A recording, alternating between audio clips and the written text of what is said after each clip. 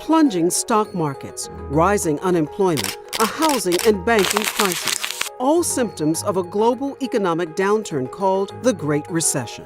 Good evening. This is an extraordinary period for America's economy. We knew that the crisis we faced was so severe The mastermind of these plans of using government spending to heal an ailing economy was a British economist who had died more than 60 years earlier, John Maynard Keynes. Our industry had been strangled by the exchange value of our money being too high.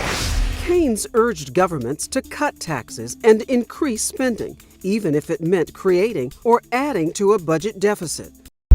This nation is asking for action, and action now.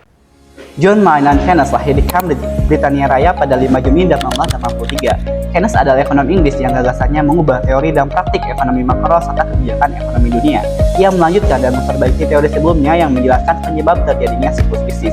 Ia kemudian diakui sebagai salah satu ekonom paling berpengaruh pada abad ke-20 dan pendiri ekonomi makro modern. John Maynard Keynes memulai pendidikannya di Eton College pada tahun 1897 sampai 1902. Berkat prestasinya, ia mendapatkan beasiswa untuk belajar di King's College Cambridge pada tahun 1902 sampai 1909. Di Cambridge, ia belajar ekonomi dan lainnya. Dari sinilah minat Keynes pada ekonomi tumbuh dan menjadi fokus utamanya, yang kemudian membentuk pemikirannya yang revolusioner dalam bidang ekonomi makro dan kebijakan fiskal.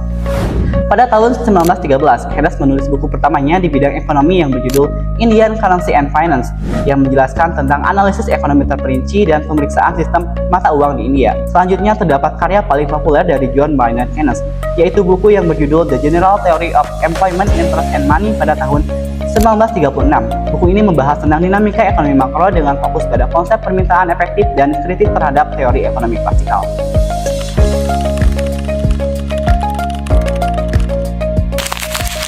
Teori Keynes tentang permintaan agregat merupakan bagian penting dari makroekonomi. Menurut John Maynard Keynes, permintaan agregat adalah total permintaan barang dan jasa dalam perekonomian pada tingkat harga tertentu dan periode tertentu. Keynes berpendapat bahwa permintaan agregat merupakan faktor utama yang menentukan output dan lapangan kerja dalam jangka pendek. Jika permintaan agregat rendah, maka perekonomian dapat mengalami pengangguran tinggi dan resesi. Pandangan Keynes menunjukkan bahwa pasar tidak selalu mampu mengoreksi dirinya sendiri dan intervensi pemerintah diperlukan untuk menjaga stabilitas ekonomi. Keynes merekomendasikan agar perekonomian tidak diserahkan begitu saja pada mekanisme pasar, hingga batas tertentu peran pemerintah justru diperlukan. Dari berbagai kebijakan yang diambil, Keynes lebih mengandalkan kebijakan fiskal di mana pemerintah dapat mempengaruhi jalannya perekonomian dengan menyuntikkan dana berupa pengeluaran pemerintah untuk proyek yang mampu menyerap tenaga kerja. Keynes menganggap campur tangan pemerintah merupakan keharusan, terutama di saat perekonomian berjalan tidak seperti yang diharapkan. Selanjutnya terhadap ekonomi klasik. Keynes menentang pandangan ekonomi klasik yang berpandangan bahwa ekonomi selalu cenderung pada kegiatan keseimbangan melalui mekanisme pasar bebas. Ekonomi klasik percaya bahwa pasar memiliki kemampuan untuk mengoreksi dirinya sendiri dalam jangka waktu yang panjang, yaitu melalui mekanisme permintaan dan juga penawaran yang otomatis. Mereka juga percaya bahwa setiap penawaran akan menciptakan permintaan, sehingga pengangguran dianggap sebagai fenomena yang sementara. Selanjutnya, efek pengganda. Salah satu kontribusi terkenal Keynes adalah konsep efek pengganda yang menjelaskan bagaimana suatu peningkatan awal dalam belanja dapat menghasilkan dampak lebih besar pada pendapatan nasional. Nah, konsep ini menekankan bahwa setiap pengeluaran baru yang masuk ke dalam ekonomi akan menciptakan putaran pengeluaran tambahan yang akhirnya meningkatkan pendapatan total. Yang selanjutnya dalam kontribusi yaitu teori konsumsi, investasi, dan tabungan. Dalam teori Keynes, konsumsi dipandang sebagai fungsi yang tergantung pada pendapatan.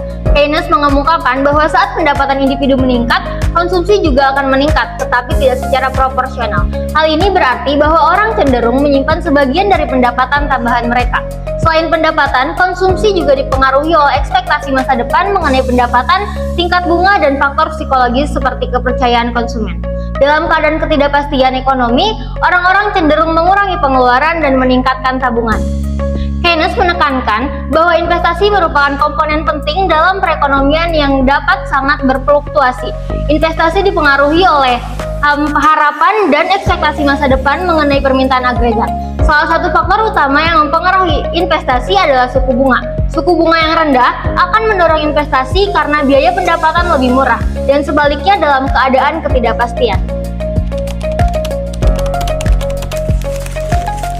John Maynard Keynes memiliki 6 inti pemikiran ekonomi. Yang pertama yaitu hasrat konsumsi. Hasrat konsumsi adalah keinginan seseorang untuk membelanjakan pendapatannya. Teori ini sangat penting karena dapat menjelaskan bagaimana tingkat pendapatan itu mempengaruhi tingkat konsumsi secara keseluruhan.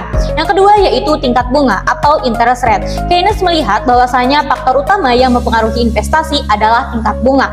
Tingkat bunga ini dipengaruhi oleh preferensi likuiditas atau keinginan seseorang untuk menyimpan uang tunainya. Yang ketiga adalah tingkat pengembalian modal dalam investasi atau marginal efficiency of capital. MHC adalah tingkat pengembalian modal dari investasi yang ditanam di masa depan.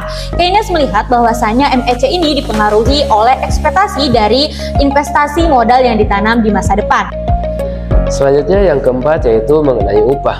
Menurut Keynes, upah adalah sumber daya beli bagi pekerja.